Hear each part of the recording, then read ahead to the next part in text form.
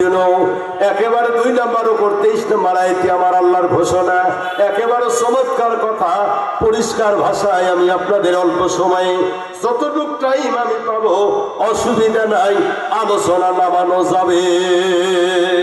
আল্লাহ 30 পারা কোরআন সূরা তাওবা এই আয়াতখানা নাজিল হয়েছিল মদিনার দেশে।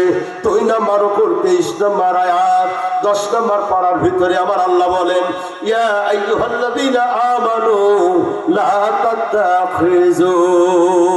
তার আগে আমি আপনাদের কাছে একটা কমিটমেন্ট নেব, একটা ওয়াদা নেব। বলো বলো, বাবা মা বড় নাকি আলেম ওলামা বড়? উস্তাদ বড় না বাবা মা বড়? বাবা মা বড় নাকি দুনিয়ার মৌলানারা বড়? কাবা বাইতুল্লাহর ইমাম, মদিনার ইমাম, আরে ভাইজান মদিনার ইমাম, কাবা বাইতুল্লাহর ইমাম, বাইতুল মুকাদ্দাসের ইমাম সহ তামাম পৃথিবীর সব মোল্লারা যদি এক জায়গা করা হয়, তারপরও বাবা মার মর্যাদা সম্মান তামাম জগতের সব মোল্লাদের আগে যাবে। বাবা মার চাইতে বড় দামি সম্পদ এই দুনিয়ায় নাই। আমার আল্লাহ তাআলা বলেন, বাবা মা, আমি আল্লাহর পরে মা বাবার দাম, মা বাবার সম্মান, মা বাবার মর্যাদা জোরে বলা যাবে কিনা মারহাবা।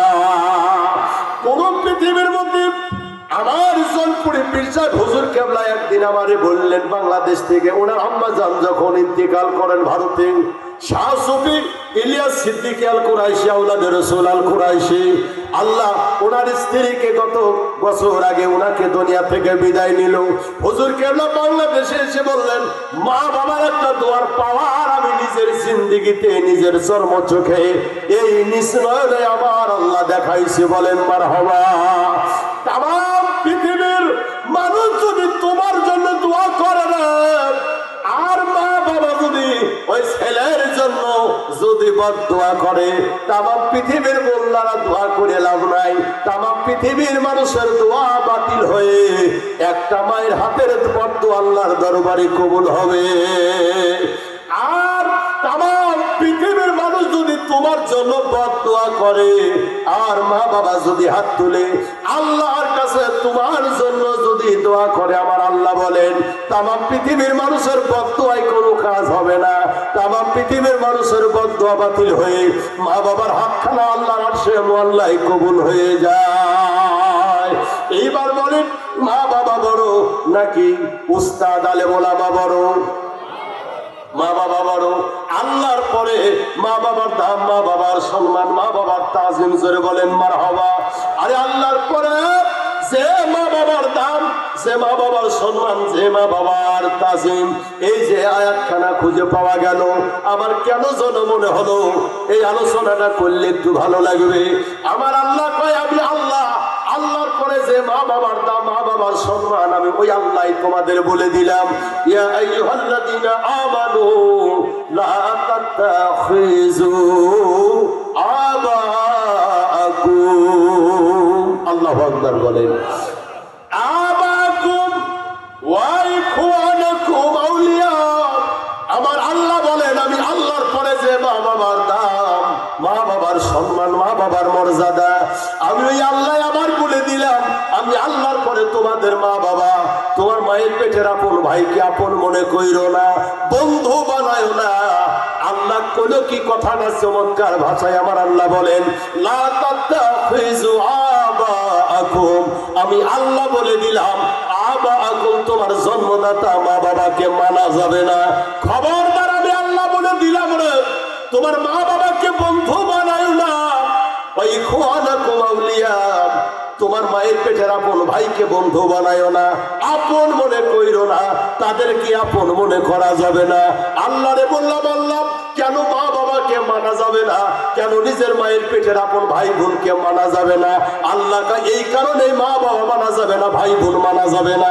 ইনিস্তাহাব্বুল কুফরা আলাল ঈমান, যদি তোমার মা বাবা আমার নবীকে না মানে।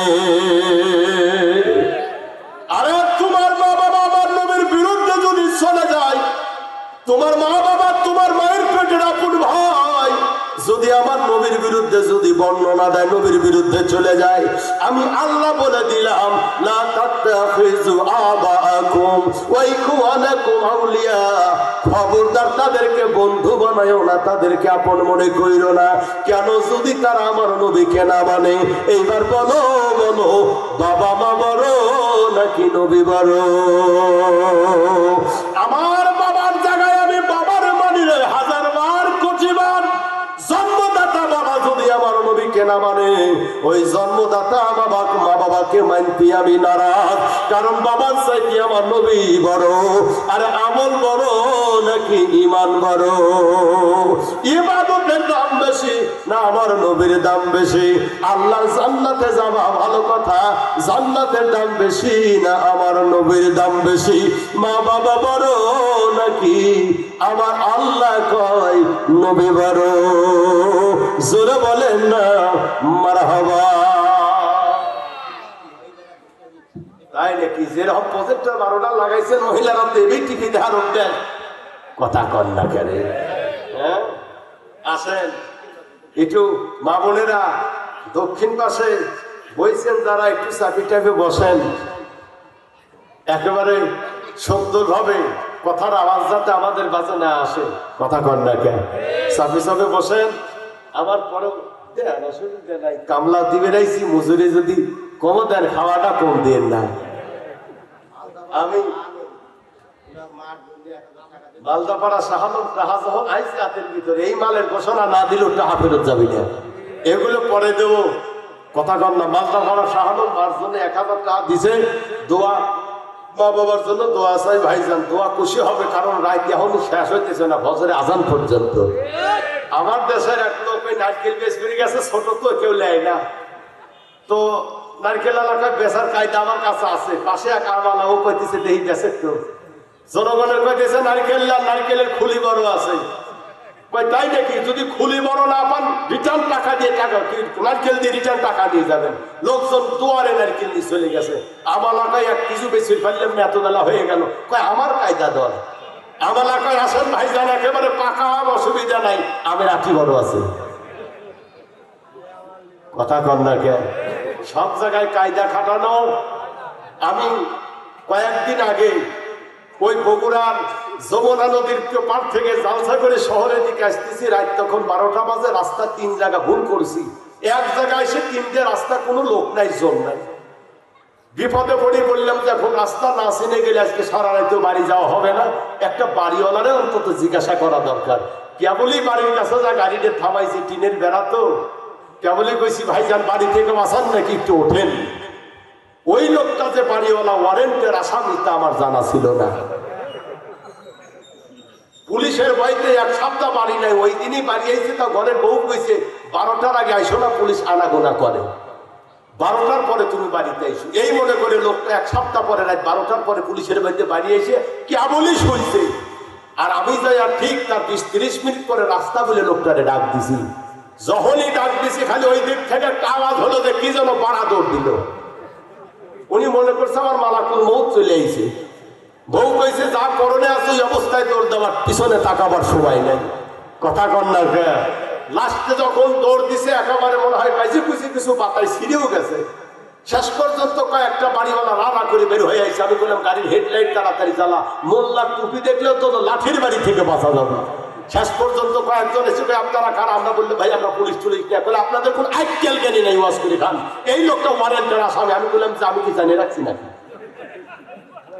লোকটার বউ এসে বলতেছে আপনাদের মতো সব বলেছে লোক 1 সপ্তাহ পরে স্বামী আমার কাছে আইছে, কেবলই 12টার পরে শুইছে, বিছানাটা এতদিন ভালো হলে খায়ও নাই, বাতাই বাজে গেঞ্জি ছিঁড়ে গেছে, না জানি আর কি ছিঁড়ছে, আপনারা আমার স্বামী এনে দেন। আমি বললাম আপনার স্বামীকে ফোন করেন, টেলিফোন না মোবাইল দিয়ে নিয়ে যাওয়ার সুযোগ পাই নাই।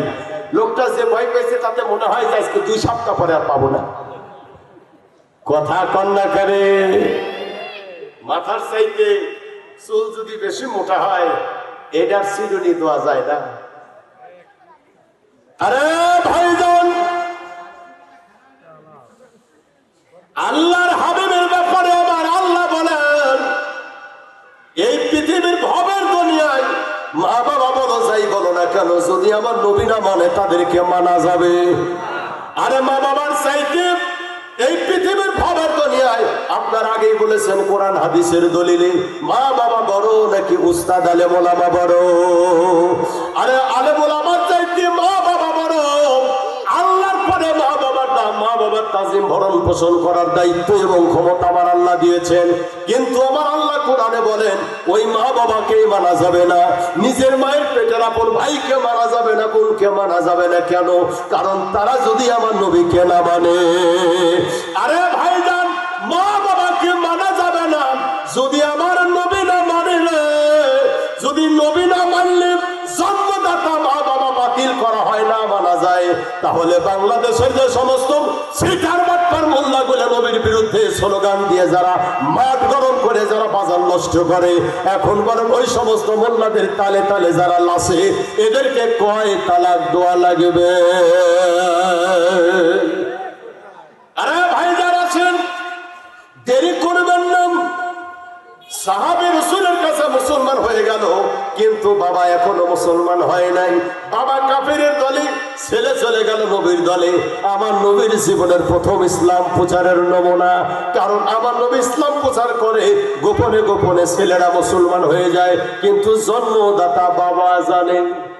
আর জোরে কম, পিছনের ভাইরা বলেন ছেলেরা গোপনে গোপনে নবীর মহব্বতে মুসলমান হয়ে গেল কালেমা পড়ে, কিন্তু গোপনে গোপন ইসলাম মানে।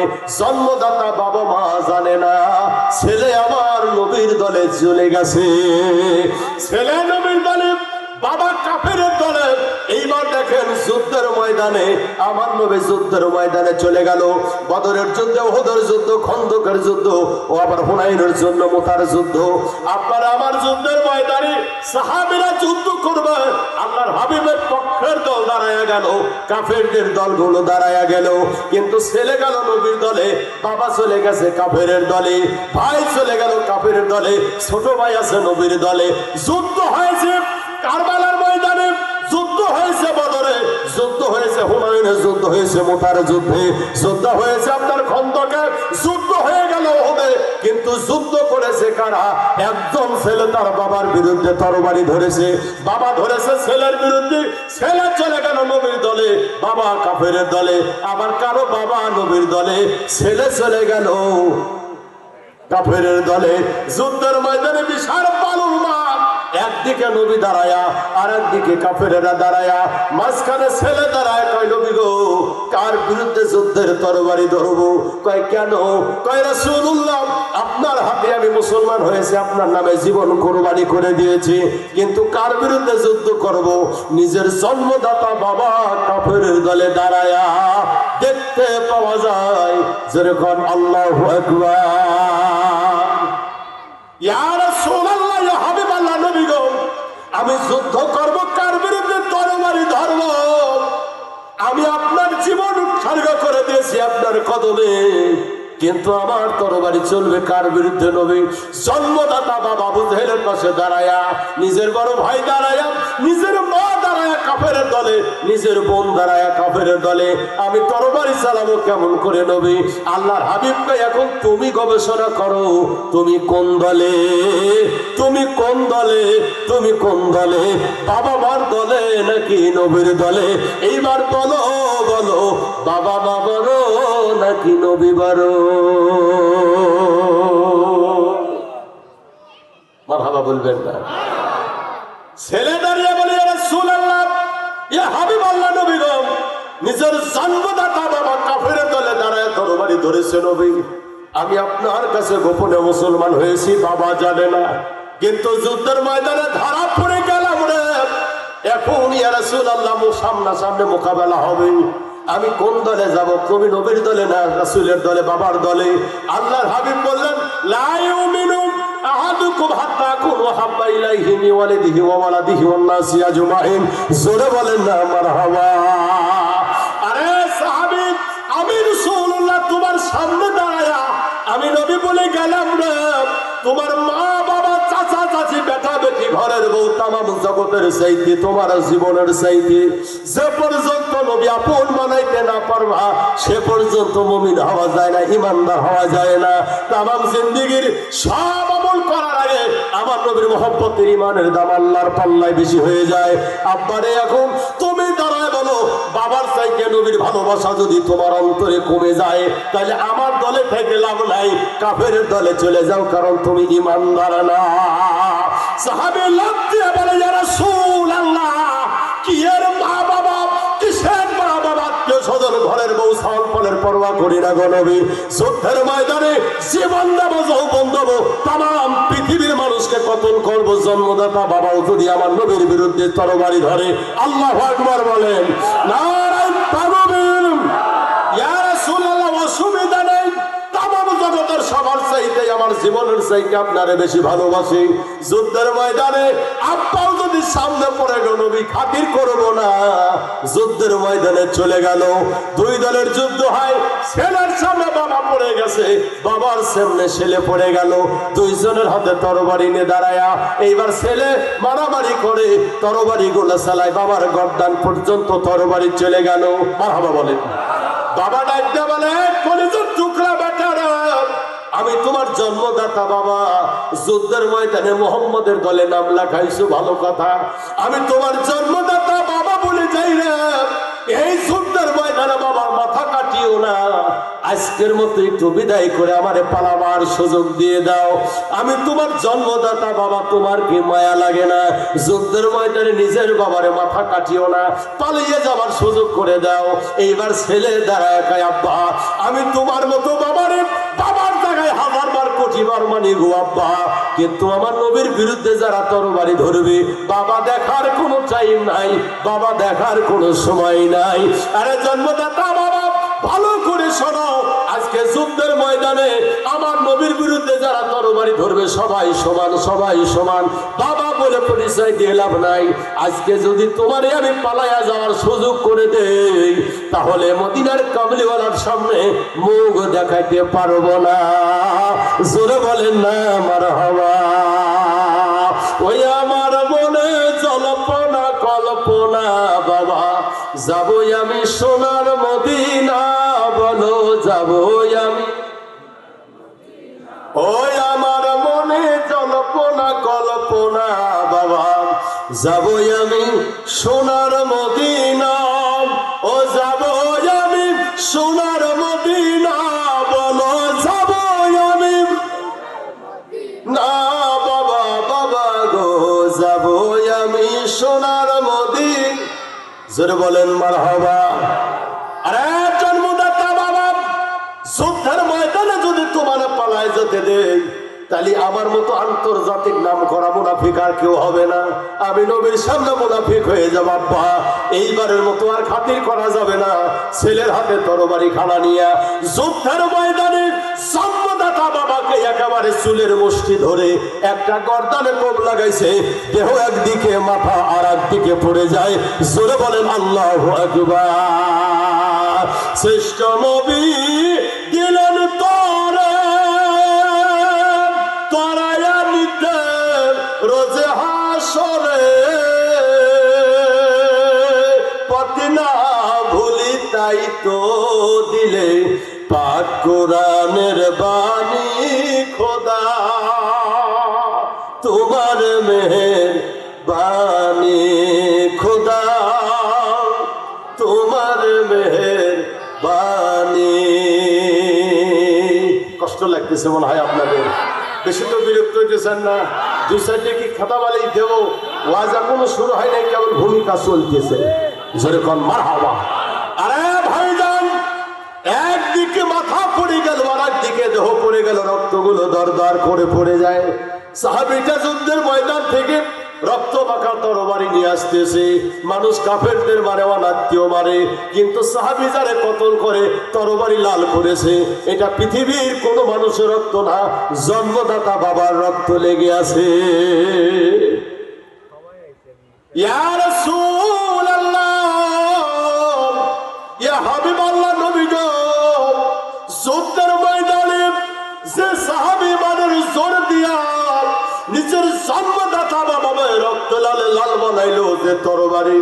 নবী গো, আমি আল্লাহ বলে দিলাম ওই সাহাবীর একটা সুন্দর খুশির খবর আপনি জানায়া দেন। ওই সাহাবী দুনিয়ার হায়াতে আল্লাহর জান্নাতের মেহমান।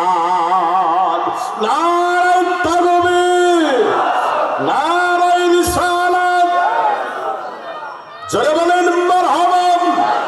আরে ভাইজান, সাহাবীরা রাদিয়াল্লাহু তরবারি নবীর কাছে জমা দেওয়ার আগে আল্লাহর হাবিব বলে, সাহাবীরে, এই দুনিয়া হায়াতের জিন্দেগিতে আমার আল্লাহ তোমার নামটা জান্নাতের খাতায় আমার আল্লাহ লিখেছে। আরে কোন ইবাদত দিয়া রে? নবীর প্রেমের মহব্বতের আমল দিয়া, নবীর প্রেমের মহব্বতের ঈমান দিয়া, জোরে কন্না মারহাবা। আল্লাহর হাবিব যখন মক্কা নগরীর মধ্যে কোরআনের দাওয়াত দিতে যাবার সমস্যায় পড়ে গেল, আল্লাহর হাবিব চিন্তা করলেন মক্কা নগরীর মধ্যে মুসলমান গোপনে গোপনে নামাজ আদায় করে, গোপনে গোপনে আজান দেয়, আল্লাহু আকবার বলেন। কিন্তু আমার রাসূলুল্লাহর সময় গোটা মক্কা নগরের দুইজন বড় ক্ষমতাধর প্রভাবশালী বড় নেতা, একজন আবু জেহেল আর একজনের নাম কি নাম?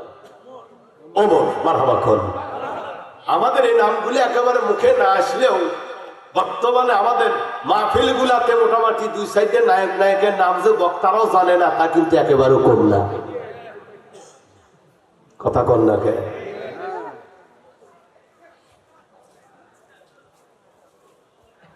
রাস্তাঘাটে মাহফিলের কারণে বহু জায়গায় দেখা যায় 1 কিলোমিটারে তার সাইডে টেবিল ফেলাইছে। আরে এত টেবিল কে মাইক লাগা লাগা কয় যে জালসার টাকা কালেকশন করা হচ্ছে। আরে জালসার যে টাকা কালেকশন করা হচ্ছে, কোন বক্তা কোন বক্তা টাকা না 80,000 টাকা, হুজুর একেবারেও আমরা খারাপ দেইনি, 60,000 টাকা 1 মাস আগেই পাঠাইছি। আর 20,000 টাকা কবে? কই জালসা উঠার আগের দিন কইছে, নাহলে হুজুর আসবে না। ওই জন্যই তো জালসায় যে টেবিল কালেকশন করতেছি। কথা কন না কে? মসজিদের ইমাম 12 বছর নামাজ পড়ায়, 6 মাস ইমামের ইমাম বন্ধ, ইমামতির টাকা বন্ধ, টাকা গোছানো যায় না। সেই জলসায় বক্তা 1 লাখ টাকা দিয়ে তার 60,000 টাকা আগেই নিয়ে যায়। কথা কন না করে?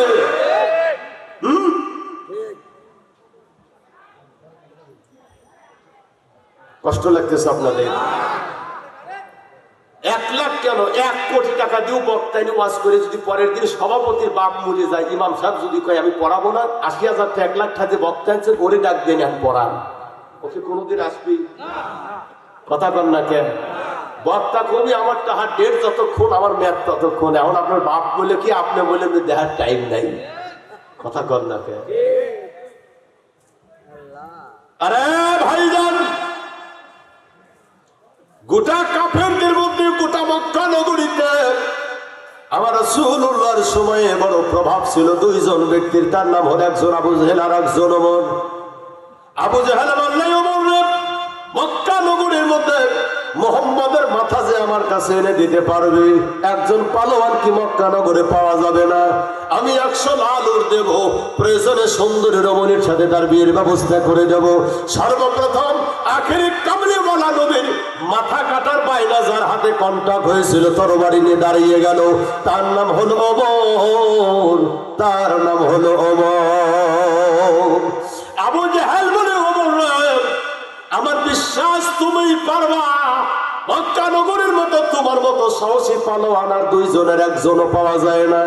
ওমর শুধু ঘোরাঘুরি করে কোন জায়গায় মোহাম্মদকে পাওয়া যাবে, কতল করে মাথা বাইনা করে ফেলবো। জোরে বলেন নাউজুবিল্লাহ। আল্লাহর হাবিব এইদিকে গোটা মক্কা নগর ইসলাম প্রচার করার জন্য কাফেরদের মধ্যে বড় বড় 2 জন প্রভাবশালী পালোয়ান দাঁড়িয়েছিল, একজন আবু জেহেল আর একজন ওমর।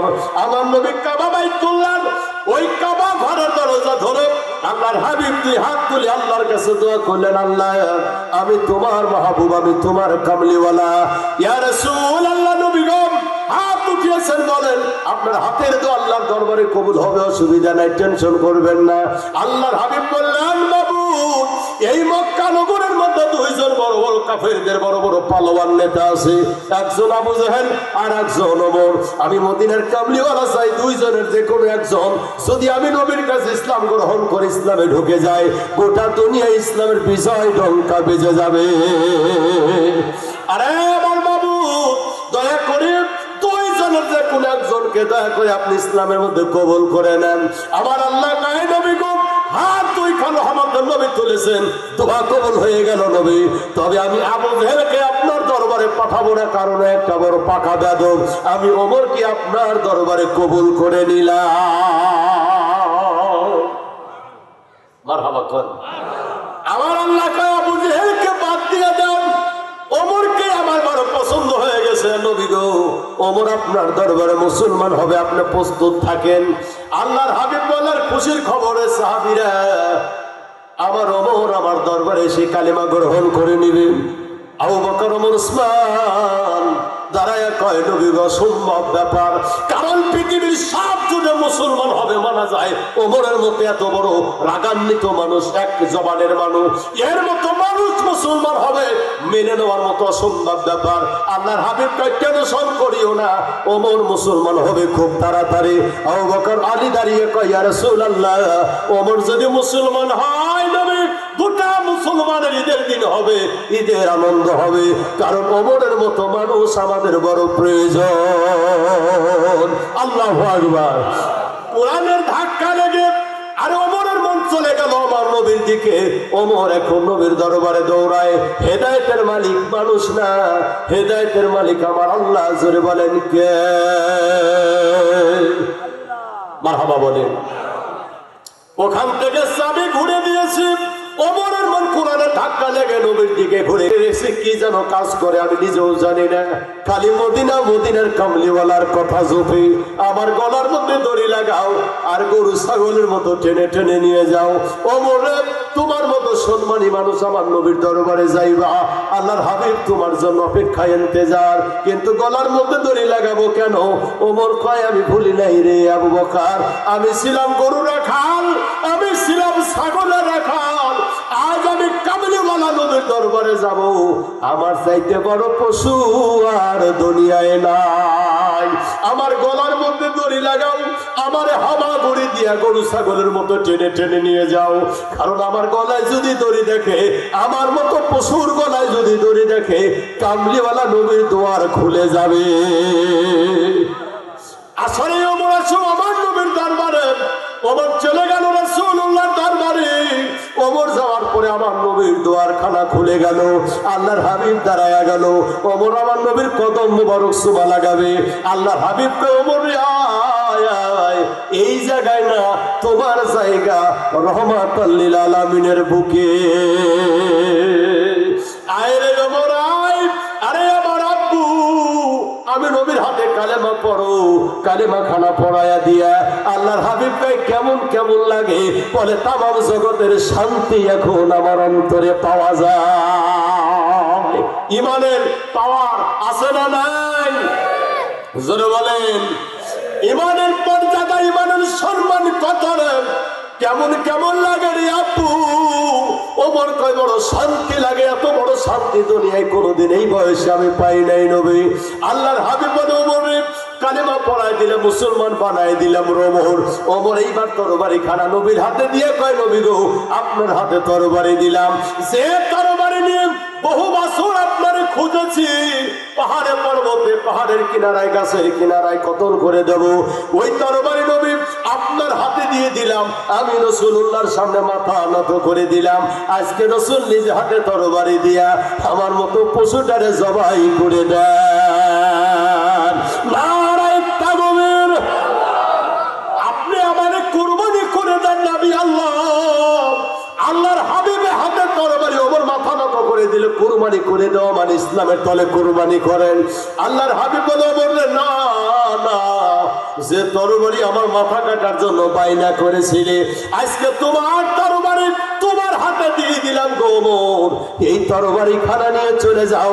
আজ ইসলামের পক্ষে তরবারি বাইনা করা হলো, এই তরবারি কাজ করবে ইসলামের বিপক্ষে যারা, তাদের বিপক্ষে তরবারি চালাও। তোমার তরবারি ইসলামের তরবারি, জান্নাতি তরবারি, ন্যায়ের তরবারি।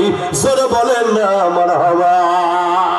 এইবার ওমর বলে ইয়া রাসূলুল্লাহ আসেন, এইবার মক্কা নগরের কাবা চত্বরে চলে যাবা, আজান হবে একেবারে দুনিয়ার মানুষকে জানায়া। আজকে থেকে আজান গোপনে গোপনে না, আজ থেকে আজান আর নামাজ গোপনে না, দেখায়া দেখা করবো তামাম দুনিয়ার। কিন্তু যারা আমার নবীরে বাধা দিবে গো নবী, যারা নামাজ বাধা দিবে, আজান যারা বাধা দিবি আমি ওমর তামাম জগৎ কাফেরদের সামনে তরবারি নিয়ে দাঁড়াবো। আল্লাহর হাবিব কয় ওমর রে, এই জন্য মক্কার কাবা ঘরের দুয়ারে আমি তোমার জন্য দোয়া করেছিলাম। আল্লাহু আকবার বলেন, আরো জোরে বলেন মারহাবা। আরেকটা বার বলেন না মারহাবা। আল্লাহর নবী নূরের নবী যাহার নাই কো তুলনা, নূরে ঝলমল করে সোনার মদিনা। মারহাবা কোন। আল্লাহর নবী নূরের নবী যাহার নাই কো তুলনা, নূরে ঝলমল করে সোনার মদিনা। বলো নূরে ঝলমল করে সোনার মদিনা। মারহাবা কোন। হাজী বাইরাম যাই মদিনায়, রওজা পাকে সালাম জানাই। হাজী বাইরা যাই মদিনায়, রওজা পাকে সালাম জানাই। গুনায় আমার অনেক বেশি, গুনায় আমার অনেক বেশি, তাই তো যাওয়া হলো না, নূরে ঝলমল করে সোনার মদিনা, নূরে ঝলমল করে সোনার মদিনা। হাজী বাইরাম হজ করিয়া দেশে এসে কয় কান্দিয়া রে, আরে এত সুন্দর সোনার মদিনা, এত সুন্দর সোনার মদিনা, যার নাই কো তুলনা, নূরে ঝলমল করে সোনার মদিনা। জোরে কর মারহাবা। আমি আমাদের এলাকায় নাতে রাসূল, এটাও কিন্তু আমার নবীজির সুন্নতে সাহাবা। আমার নবী খালি ওয়াজি করতো না, নবীর পাশের মেম্বার একটা মেম্বার বানা হলো বুখারীর হাদিস। হাসান বিন সাবিত আমার নবীরে প্রতিদিন গজল শোনাইতো। মারহাবা। কি শোনাইতো? আমি সিলেট মৌলভীবাজার এলাকায় একবার পাহাড়ি এলাকায় চা বাগানে মাহফিলে গেলাম, তো ছোট ছোট বাচ্চারা টুকরির মধ্যে ওরা চা পাতা তোলে আর গজল গায়। আমি বললাম এইরকমই না। হুজুর আমাদের ছোট ছোট বাচ্চারা প্রায় সব আমার রসুলের আসে, অনেক গজল তারা জানে, একটা গজল তাদের কণ্ঠে আমার কাছে খুব ভালো লেগে গেল। মারহাবা। আমি কিছুক্ষণ দাঁড়ায় শুনলাম, ছেলেদেরকে ডাক দিলে মিটা আদর করে বললাম গজলটা একটু আর একবার আমার শোনাও, আমার পাবনার মানুষ কোনোদিন এই গজল শোনে নাই। মারহাবা কইেন না। তা আমি কি শোনাবো? ছেলেরা আমার গজল গায়া শোনায়। কয় হুজুর শাহজালালের দেশ ভালো হবে না কেন? মারহাবা কম। ওরা আমারে কয় আমি নাম শুনিয়া হইলাম পাগল না দেখা নয়নে, আমি নাম শুনিয়া হইলাম পাগল না দেখা নয়নে, ইয়া রাসূলুল্লাহ তোমায় নাম শুনি কানে বলো, ইয়া রাসূল নাম শুনি কানে, আমি নাম শুনিয়া হইলাম পাগল না দেখা নয়নে, আমি নাম শুনিয়া হইলাম পাগল না দেখা নয়নে, ইয়া রাসূলুল্লাহ তোমায় নাম শুনি কানে। মারহাবা বলে। আমাদের ওই পোড়ামাগাছর এলাকায় এক সময় ছোটবেলায় দেখতাম, যখন বিদ্যুতের তো খবরই নাই, মাইকও আছে খুব কম, বহুদূর থেকে মাইক ভাড়া করে ওই চর এলাকার বাজারে একদিন মাইক লাগাই হালখাতা করতেছে, হালখাতায় ক্যাসেটের মাইক বাজতেছে। মারহাবা গান। ওই সময় আমরা বালিশে মাথা দিয়ে সেই গান শুনতাম সারা রাত ভরিয়া। আমাদের দেশের এই আউল ফাউল গান না, কথা কন না কেন? এ গান ছিল রসুলের গান, নবী রসুলের গান। ওই সমস্ত গানে যে গানে আমার নবী রসুল থাকে, ওই গান কি মরা না তাজা? এখনো সেই গান ওয়াজে বাজে, কণ্ঠে বাজে, মসজিদে বাজে, জালসায় বাজে। মারহাবা বলেন। আমরা গান শুনতাম সেই ছোটবেলায়, মাইকের আগায় মাইক বাজায়া সেই গান বাজাইতো আল্লাহর কণ্ঠে, রাসূলের গান। গান চাইতো মানুষের অন্তরে দোলা লাগতো। আমার নামের দুটি বাতি দিও নবীর রওজায়, মনে বড় আশা ছিল যাব মদিনায়। বলো মনে বড় আশা ছিল যাব মা, সালাম আমি করব গিয়া নবীজির রওজায়, মনে বড় আশা ছিল। জোরে কন্যা মারহাবা। ছোটবেলায় আমরা এই মহরম মাসের হাসান হুসাইনের চাইল তুলতাম, সিন্নির চাইল, মহরম মাসের চাইল। ছোটবেলায় বাচ্চারা 12-13 জন এক জায়গা হয়ে বেতের ডালা মাথায় দিয়ে লাঠির আগায় পতাকা বাইনকে বাড়ি বাড়ি যাইতাম আর গজল গাইতাম। আয়ব নবীর গজল, মা ফাতেমার গজল, কথা কন না কেন? মা বোনেরা তখন এই কুড়ির চাল, সিনের চাল, কাউনের চাল, ধানের চাল খুবই কম, এই সমস্ত দিত। বর্তমানে আমাদের দেশের এক শ্রেণীর সিটাররা বাড়াইছে, কয় মহরমের সিন্নির চাল তোলা বেদা, এই চাল বাড়ি বাড়ি তোলা যাবে না। কোন চাল তোলা যাবে? কয় মাদ্রাসা বানাইছে তিনখানে, এদের মতো সাওয়াল পালের হাতে বস্তা নামাইয়া দেন, ওই জায়গা দোয়া যায়। আর হুসাইনের নামে দোয়া না যায়, কথা কন। ওটা বানাইছে বেদাত। আর তারা যে পাইকারি দলে বাড়ি বাড়ি যা চামড়া তুলতেছে, বাঁশ তুলতেছে, পেঁয়াজ তুলতেছে, কথা কন না কেন? এগুলো এখন রাইস বানা ভালাইছে, আর ওগুলো কি বেদাত বানা ভালাইছে। আমরা বাড়ি বাড়ি যায় যায় ওই মা বোনেদেরকে দাঁড়ায় দাঁড়ায় গজল গাইতাম ছোট ছোট বেলায়। কোথায় রইলেন ও প্রাণের ও বিপদে, আপনার বেটা মারা যায় গো কুয়াতে। ঠিক কিনা জোরে কর? ইসব নবীর গজল, মা ফাতেমার গজল গালি করে, মানুষের অন্তর ঠান্ডা লাগতো, একেবারে কাটা বড়ি বড়ি চাল দিত। জোরে কর মারহাবা। কোথায় রইলেন ও প্রাণের ও বিপদে, আপনারই ইউসুফ মারা যায় গো কুয়াতে।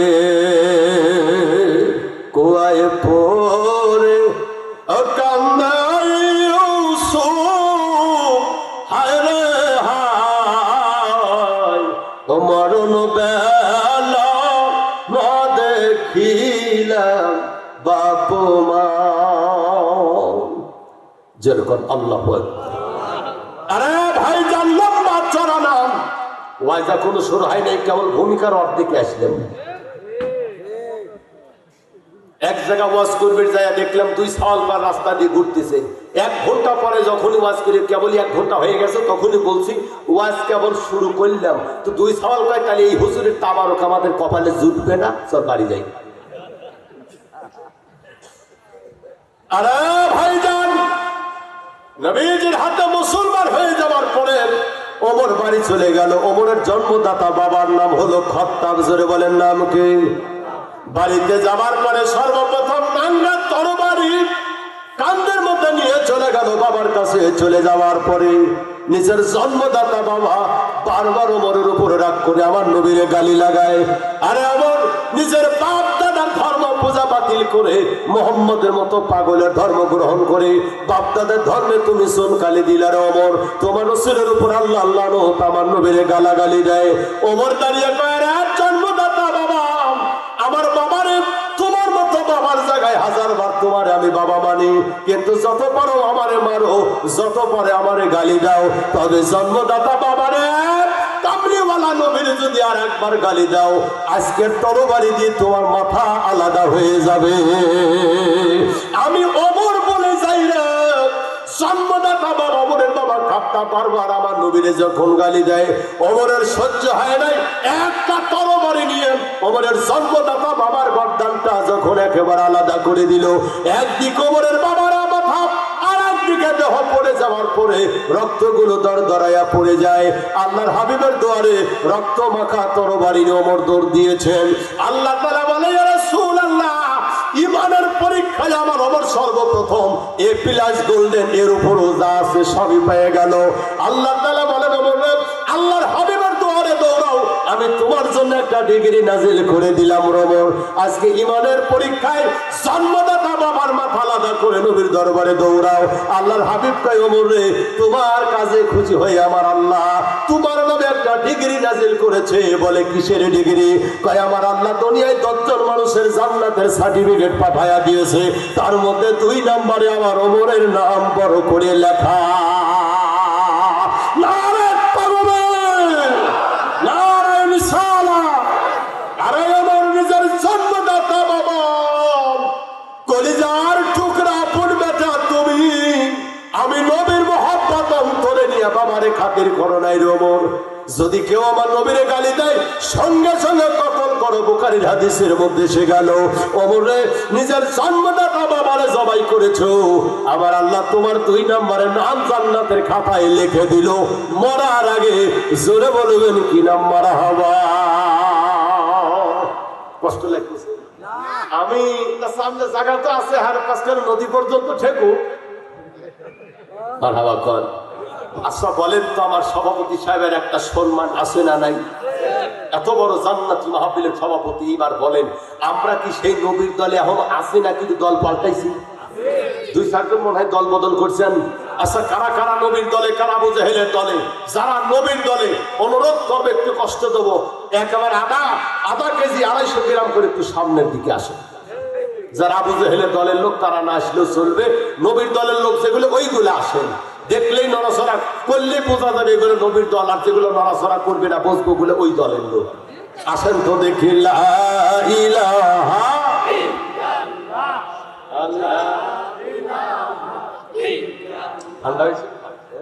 লা ইলাহা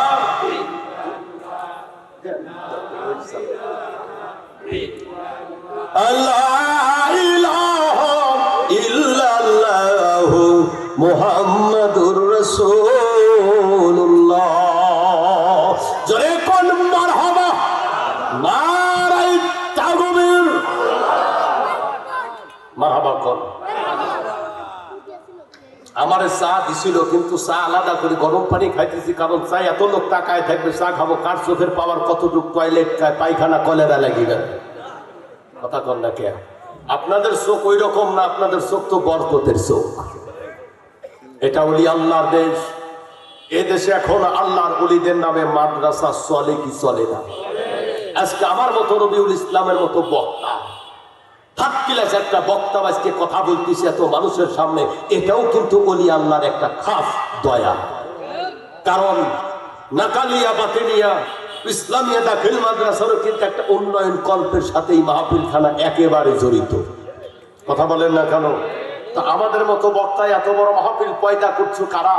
আল্লাহ ওলিরা যে সমস্ত মাহফিল করে গেছেন, যে সমস্ত দরবার করেছে, মাদ্রাসা করছে, তাদের বরকত চলে গেছে, কত আগেই মারা গেছে, কিন্তু তাদের হাতের বরকত এখনো আছে। ফল আমরা খাইতেছি। মাদ্রাসা প্রতিষ্ঠানের দিকে একটু আলাদা নজর দিবেন, ছেলেদেরকে ভর্তি করাবেন। আলেম যদি এখান থেকে পয়দা করতে না পারি, আলেম পয়দা হবে কি সিনেমা হলের চলচ্চিত্র বোর্ডে? কথা কন না কেন? যাত্রায় এখান থেকে আলেম পয়দা করা হবে, না হলে পরে অন্তত ইমামতি করার লোক কিন্তু ভবিষ্যতে খুঁজে পাওয়া যাবে না। একজন মসজিদের ইমামতি করে খায়, অল্প টাকা বেতন দেন, কিন্তু পিছনে কথা বলার অভাব নাই। 15 জন মুসল্লি, 15 জনই যিনি নেতা, এত ইমামের সমালোচনা করে, একত্রে ইমাম নামাজ পড়াবে না, ফলে যায় নামাজে দাঁড়াবার মতো কোনো মূল্য পাওয়া যায় না। কথা কন না কে? একত্র পড়া দেখো। প্রত্যেকটা মুসলমান নামাজ পড়াবার মতো যোগ্যতা অর্জন করতে হবে। প্রতিটা মুসলমান নিজের মা বাপের জানাজা পড়াবার মতো যোগ্যতা প্রত্যেকের অর্জন করতে হবে। ভাড়া করা মোল্লা দিয়ে হবে না। তাম পৃথিবীর মোল্লারাও যদি নামাজ আদায় করে বাবা মার জানা যায়। আরে আমার মন থেকে যে দোয়া বের হবে, কাবা ঘরের ইমামতি দিয়ে যদি নামাজ পড়ায় বাবা মার জানা যায়, তার মন থেকে কিন্তু ওই দরদ বের হবে না। কথা কন্যা করে বাড়ি তো খালি, পিছনে কলকাঠি নাইবার। ইবলিস এখন কয় আমার আর এই দেশে কাম নাই রে, চল বাপ বেটা চলে যায়। কয় আব্বা যাবো কেন? কয় যে দেখতে দিস না আমার চাইতে বড় বড় শয়তান পয়দা হয়ে গেছে দেশে। হ্যাঁ, এরা নামাজও করে, চুরিও করে, এদেশে নামাজও পড়ে, আবার দেখা যায় যে মানুষের টাকা পয়সা চুরি করিয়া জমি জমা কাড়ি লিখতেছে, চুরি করতে না তাহাজ্জুদ করে, আবার ভাই বোনের সম্পত্তি হার চুরি করে রেজিস্ট্রার অফিসে সবখানে লিখে। কথা কন্যা করে এদিকে নামাজও পড়ে, আবার ওদিকে সুদ খায়, এদিকে বড় বড় প্রতিষ্ঠান, ইসলামী প্রতিষ্ঠানের সভাপতি, ম্যানেজিং কমিটি, কিন্তু ঘুষ খাওয়ার একেবারে গাড়া। কথা কন্যা করে এটা বদনা চলে যেভাবে করে দেশের জনগণ চোর হিসাবে মারে, 3.5টা বদনার দাম যেরকম চোর হিসাবে বাজার ধরিয়ে মারে। আমার দেশে কোটি কোটি টাকা দেশের সম্পদ জাতির জনগণের যারা চুরি করে খায়া হেলিকপ্টার এলাকায় আসে, একটা মানুষও তাদের চোর পায় না, তাদের পায় সার, বড় সার। যারা বড় বড় চোরের দেশে সার হয়, পেটের অভাবের ক্ষুধার যন্ত্রণায় যারা বদনা চুরি করে খায়, এরা জনগণের কাছে চোর হয়। কথা কন্যা করে একটা সুদখোর যদি কয় যে মসজিদের দোতলার যত সাদের টাকা লাগে আমি দেবো, ওর মতো আন্তর্জাতিক আল্লাহর ওলি এলাকায় আর নাই। সব মোল্লারা উনি ভালো লোক। কথা কন্যাকে চামড়ার স্যান্ডেল খুলে মুখ চাইতে বাড়িয়া ওর মুখ পাল্টি দেওয়া দরকার। কয় কিরে আল্লাহর ঘর মসজিদের নিরাপত্তা পায় না, 10 টন যদি গম বরাদ্দ হয় আইনের গেলি পারে কয় অফিস খরচ, পিয়ন খরচ, কত খরচ, 1010 দোয়াই লাগবে। কথা কন্যা করে তোরা মসজিদের তো খাবি, কয় কি কয় মসজিদ কি, আমরা ইবলিসের তো খাই। কষ্ট লাগতেছে আপনাদের মনে হয় বেশি বলে হালাইলাম। আরে নাকালিয়া বাজারে এক সময় দেশে একটা পতিতালয়ের ব্যবসা ছিল এই দেশ। কথা কন্যা আরে যারা দেহ ব্যবসা করে যে নারী বেশ্যা হয়ে মারা যায়, নারী একা বেশ্যা হয় না, বেশ্যা পুরুষতার সাথে জড়িত। একটা মহিলা দেহ ব্যবসা করে যদি কামাই করে মারা যায়, এদেশে কোনো মোল্লা তার জানাজা পড়ে না, জানাজা হয় না, দাফন হয় না, কাফন হয় না। আরে হাজারো দেহ ব্যবসায়ী পতিতার চাইতে একটা সুদখোরের অপরাধ আল্লাহর কাছে মারাত্মক। আজ পর্যন্ত কোন সুদখোরের জানাজা এই দেশে বাধা দিল না কোনো মোল্লা। কোন ঘুষখোর মারা গেলে তার জানাজা আপনারা পড়েন কেন? সুদখোরের জানাজা হবে না। সুদখোরের যদি জানাজা হয়, সুদখোরের চাইতে পতিতা ভালো, ঘুষখোরের চাইতে বেশ্যা ভালো। কথা কন না করে আমাদের দেশে বহু আল্লাহর ওলি পারে না। এদেশে কোরআনের বিরুদ্ধে ওপেন ঘোষণা দিয়া সুদের ব্যবসা চলতেছে এনজিওর মাধ্যমে। হাজার এনজিও, এরা এনজিও অফিস ভাঙে না, ওয়াইফাই লাইন চলে গেছে মাদ্রাসার উপর দিয়ে। মোল্লা মুফতি সাহেব কয় যে যারা নামাজের পরে হাত তুলে মোনাজাত বেদাত, এটা তোর মাদ্রাসার উপর দিয়ে ডিশ লাইনের তার। হুজুর ওই কেবল তার হরালি আমার সুপা থাকবি না। কথা কন না কে বাংলাদেশের প্রতিটা 4 স্টলে দোকানে মনে মনে এখন টেলিভিশন চলতেছে, ওপেন টেলিভিশন। প্রত্যেকটা দোকানে যার টেলিভিশন যত বড় তার দোকানে কাস্টমার তত বেশি। ওই জায়গায় বেদাত নাই, শিরিক নাই, মহব্বতে ওযু করে গোসল করে আতর সুরমা দিয়ে একটা বাড়িতে 15 জন মিলে 10 জন মিলে নবীকে মহব্বতে দরুদ দিবে। ওই জায়গা যাবতীয় বেদাত চলে গেল, যাবতীয় শিরিক চলে গেল। আজ পর্যন্ত বেদাত আর শিরিক যার দোকানে যায় না, সুদের ব্যবসায় যায় না, ঘুষের ব্যবসায় যায় না। কথা কন না কে এদেশে আল্লাহর ওলিদের মাজারগুলো ভাঙা হয়েছে। আরে মাজার আলা আইছিল বিদায় দেশে ইসলাম আইছে। মাজার আলাদের কারণে এখানে যাই নামাজে দাঁড়ানোর পরে ইমামদের এখন সম্মান পাওয়া যায়। মাজার আলাদের কারণে বেনামাজি নামাজি হয়েছে, ধর্ম ছেড়ে মানুষ ইসলাম পেয়েছে, মুখে দাঁড়িয়ে আইছে। কথা বলেন না কেন? মাজারগুলো ভালো কেন? মাজার আলায় মাজারে মাদকদ্রব্য মদ গাঁজা ইয়াবা পাওয়া যায়, এই কারণে মাজারে ভণ্ডামি দূর করার জন্য মাজার ভাঙি। কত চমৎকার কথা। আরে মাজারে যদি মদ গাঁজা খায়, মাদকদ্রব্য মামলায় পুলিশের হাতে ধরাইয়া দেন, কিন্তু মদ গাঁজা ইয়াবার কারণে যদি মাজার ভাঙা হয়, বাংলাদেশের তদন্ত করে দেখেন হাজার হাজার মসজিদে সুদখোর পাওয়া যায়। মসজিদে ঘুষখোর পাওয়া যায়, জিনাখোর পাওয়া যায়, হারামখোর পাওয়া যায়, জুতা চোর পাওয়া যায়। কথা কোন না করে?